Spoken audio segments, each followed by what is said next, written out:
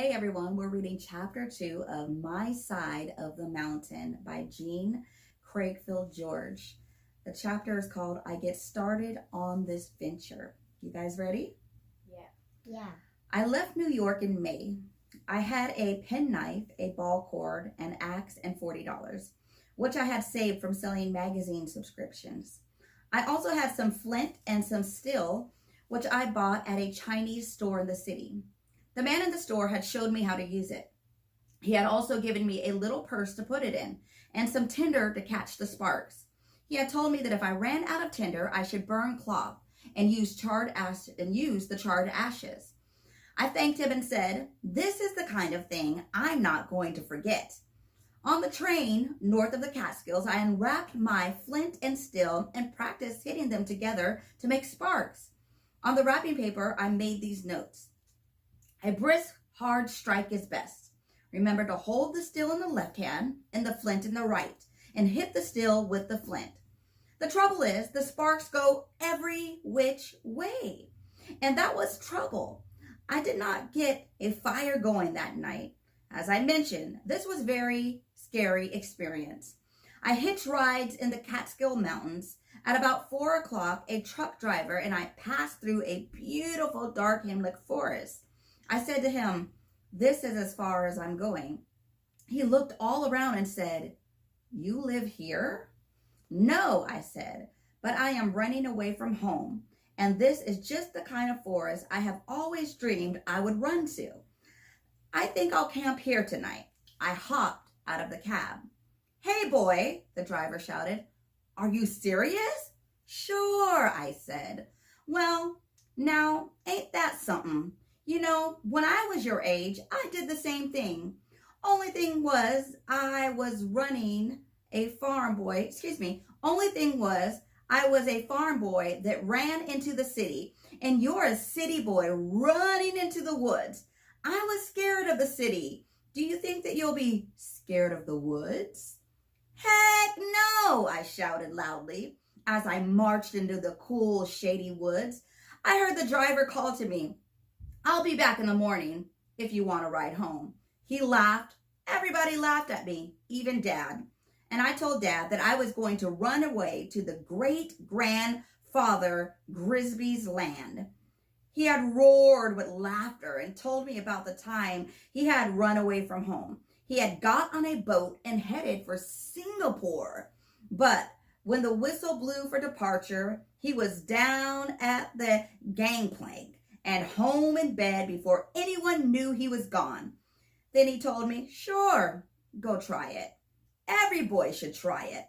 I must have walked a mile into the woods until I found a stream. It was a clear, athletic stream that rushed and ran and jumped and splashed.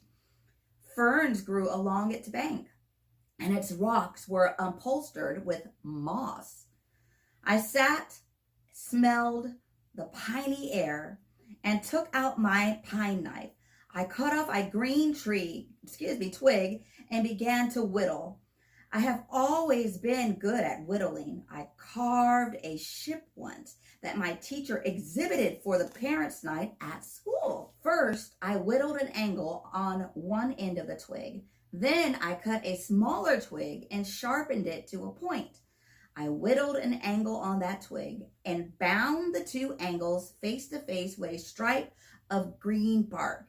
It was supposed to be a fish hook. According to a book on how to survive on land I read in the New York Public Library, this was the way to make your own hooks. I then dug for worms. I had hardly chopped the moss away with my axe before I hit frost. It had not occurred to me that there would be frost in the ground in May. What? But then I had not been on a mountain before. This did worry me because I was depending on fish to keep me alive until I got to my great-grandfather's mountain, where I was going to make traps and catch a game. I looked into the stream to see what else I could eat, and as I did, my hand knocked a rotten log apart. I remembered about old logs and the sleeping stages of insects that are in it. I chopped away until I found a cold white grub. I swiftly tied a string to my hook and put the grub on. I swiftly tied to my hook, put the grub on, and walked up the stream looking for a good place to fish. All the manuals I have read were very empathetic about where fish lived, so I had memorized this. In streams, fish usually congregate in pools and deep, calm water. The heads of riffles, small rapids, the tails of pools, eddies below rock or logs, deep undercut banks, in the shade of overhanging bushes are all very likely places to fish. This stream did not seem to have any calm water, and I must have walked 1,000 miles before I found a pool by a deep, uncut bank in the shade, overhanging bushes. Actually, it wasn't that far, and it seemed that way because I went looking and finding nothing, and I was sure I was going to starve to death. I squatted on the bank and dropped in my line. I did so want to catch a fish. One fish would set me upon my way because I had read how much you can learn from one fish. By examining the contents of its stomach, you can find what other fish are eating and you can use its internal organs as bait. The grub went down to the bottom of the stream. It was swirled around and hung still. Suddenly, the string came to life and rode back and forth around in a circle. I pulled with a powerful jerk, and the hook came apart, and whatever I had went circling went back into its bed. Well, that almost made me cry. My bait was gone, my hook was broken, and I was getting cold, frightened, and mad. I whittled another hook, but this time I cheated and I used string to wind it together instead of bark. I walked back to the log and luckily found another grub. I hurried to the pool. I flipped a trout out of the water, and before I knew it, I had a bite. The fish flopped and I threw my whole body over it. I could not bear to think of it flopping back into the stream. I cleaned it like I had seen the man at the fish market do. I examined its stomach and found it empty. This horrified me. What I didn't know that an empty stomach means fish are hungry and eat about anything. However, I thought at the time that I was a goner. Sadly, I put some of the internal organs on my hook, and before I can get my line to the bottom, I had another bite. I had lost that one, but got the next one. I stopped when I had 5 nice little trout and looked around for a place to build a camp to make a fire. It wasn't hard to find a pretty spot along that stream. I selected a place beside a mossy rock in a circle of hemlocks. I decided to make a bed before I cooked. I cut off some boughs for a mattress, and then I leaned some dead limbs against the boulder and covered them with hemlock limbs. This made a kind of tent. I crawled in, lay down, felt alone and secret, and very excited. But the rest of the story. I was on the northeast side of the mountain. It grew dark and cold early. Seeing the shadows slide on me, I frantically ran around, gathering firewood. This is about the only thing I did right from that moment until dawn, because I remembered that the driest wood in the forest is dead limbs that are still on the tree. I gathered an enormous pile of them. That pile must still be there, for I never got a fire going. I got sparks, and sparks. I even hit the tinder with the sparks. The tinder burned all right, but that was as far as I got. I blew on it, I breathed on it, I cupped it in my hands, but no sooner did I add twigs than the whole thing went black. Then it got too dark to see. I clicked the steel and flint together, even though I couldn't see the tinder. Finally, I gave up and crawled into my hemlock tent, hungry, cold, and miserable. I can talk about that first night now, although it's still embarrassing to me. I was so stupid and scared that I hated to admit it. I had made my hemlock bed right in the stream valley where the wind drained down from the cold mountaintop. It might have been all right if I had made it on the other side of the boulder, but I didn't.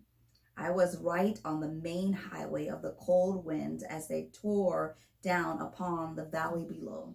I didn't have enough hemlock boughs under me, and before I had my head down, my stomach was cold and damp.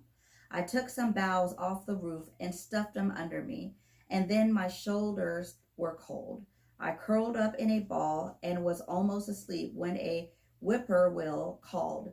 If you have ever been within 40 feet of a whippoorwill, you will understand why I couldn't even shut my eyes. They are deafening. Well, anyway, the whole night went like that. I don't think I slept 15 minutes. I was so scared and tired, and my throat was dry. I wanted to drink, but I didn't dare go near the stream for fear of making a misstep and falling in and getting wet. So I sat tight and shivered and shook, and now I'm able to say I cried a tiny bit. Fortunately, the sun had a wonderfully glorious habit of rising every morning. When the sky lightened, when the birds awoke, I knew I would never again see anything so splendid as the round red sun coming up over the earth. I was immediately cheered and sat out directly for the highway. Somehow, I thought that if I was a little nearer to the road, everything would be all right. I climbed a hill and stopped. There was a house warm and cozy with smoke coming out the chimney and lights in the window and only 100 feet from my torture camp. Without considering my pride, I ran down the hill and banged on the door, and a nice old man answered. I told everything in one long sentence and then said, "And so, can I cook my fish here because I haven't eaten in years?"